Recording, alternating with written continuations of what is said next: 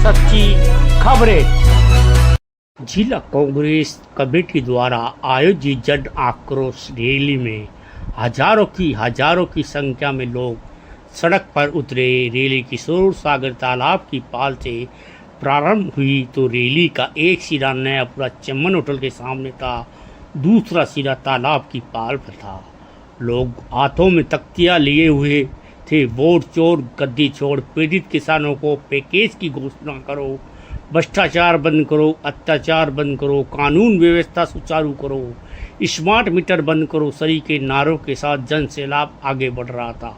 उत्साह व जुनून सड़कों पर देखते ही बनता था। प्रहलाद गुंजल ने कहा कि आज कोटा की सड़कों पर जन सैलाब उमड़ा है। वह इस बात का संकेत दे रहा कि केंद्र सरकार व राज्य सरकार की नीतियों के खिलाफ डोसारा जी की अगुवाई में राजस्थान की जनता का कांग्रेस में भरोसा बढ़ता जा रहा है।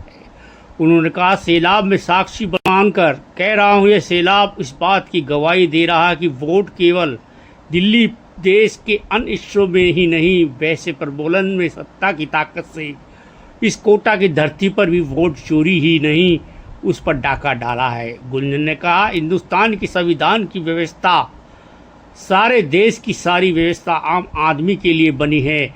व्यवस्था, संविधान की सारी ताकत आम आदमी है और आम आदमी ही अपनी ताकत का प्रदर्शन करने का मौका वोट के रूप में मिलता है।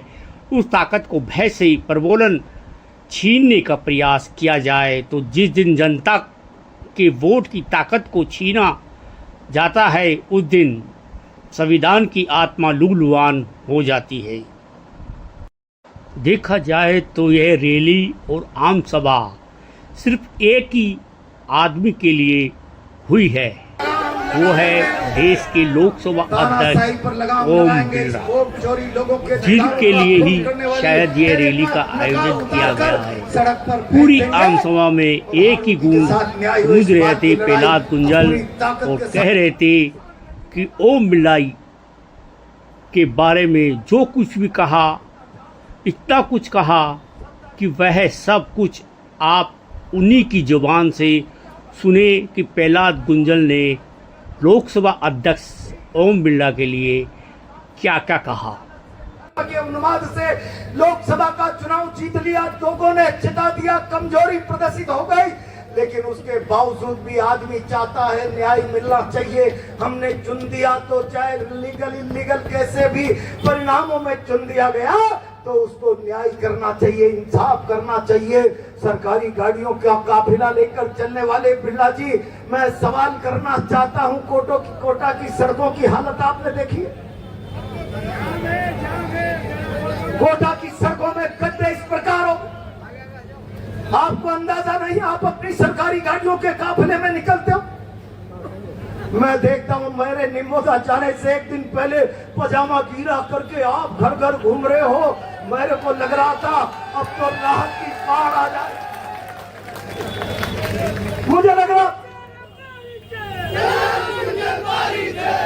मुझे लग रहा था कि अभी पानी की बाढ़ नहीं, अब तो लोकसभा का स्पीकर प्रधानमंत्री के माथे पर बैठने वाला, मुख्यमंत्री को कुछ नहीं समझने वाला पहुंच गया है। अब तो राहत की बाढ़ आ जाएगी, राहत की बाढ़। बिरला जी, मेरा निम्बोदा, मेरा ख्याउदा का मालियों की बारी आपकी राहत का इंतजार कर रहा है।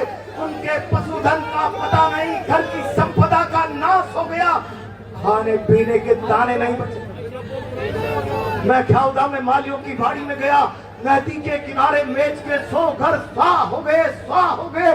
न बकरी बची, न भैंस बची, न आटा बचा, न दाना बचा। मैंने कलेक्टर से कहा, क्या व्यवस्था है खाने पीने की?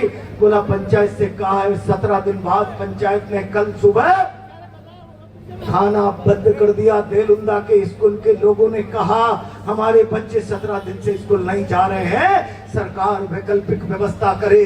सरकार वैकल्पिक व्यवस्था नहीं, मौज मस्ती में मस्त है। ऐसा हो रहा है। बिरला जी, आप जाओ कहीं भी, जाने कौन सी समितियों का उद्घाटन करो, विदेशों के दौरे करो, कोई तकलीफ नहीं है, लेकिन भगवान के लिए रोम जलता रहे, नीरो चैन की बंसी बजाता रहे। ऐसा मत करो। मेरा कोटा जख्मों से पीड़ित है, सड़कें खराब है, गरीबों के स्मार्ट मीटर से बिजली बंद हो गई है। मेरा बिम्बोदा न्याय और इंसाफ के लिए पैकेज मांग रहा है। मेरा खटखड़ और ख्याउदा मालियों की बाड़ी न्याय की टकटकी लगाकर आपकी तरफ झांक रहे हैं। मुझे लगता है आजकल तो आपसे ज्यादा ताकतवर आपके ओएसडी हैं। प्रहलाद बुंदल के जाने के बाद दोबारा पीछे से गए। मैं चुनौती देकर कह रहा हूं, तुमने केवल सत्ता का न्याय के लिए जनता के हित में उपयोग करने के बजाय पैसा इस्तेमाल कर रखा है। मैं कई जगह कहता हूं और चुनौती दे रहा हूं प्रशासन के लोगों, अब सुधार कर दो। 2 साल निकल गया है, थानों में कांग्रेस पार्टी का कार्यकर्ता आम आदमी फरियाद लेकर जाता है तो मुलजिमों का सा बर्ताव होता है, और अगर कांग्रेस पार्टी का कार्यकर्ता की जगह भाजपा का कार्यकर्ता मुलजिम भी हो तो पुलिस के लोग आंखों पर पट्टी बांध लेते। क्या हालात, क्या ये न्याय? सरकारी व्यवस्था की कोई भी संस्था आम आदमी के साथ, किसी एक भी आदमी के साथ न्याय और इंसाफ की भावना के विपरीत काम करे तो संविधान की आत्मा रोती है, संविधान की आत्मा घायल होती है। मैं अब कहना चाहता हूं, जरा अपने आचरणों में सुधार कर लेना। अब जंग की शुरुआत है, ये नोटिस है, चेतावनी है।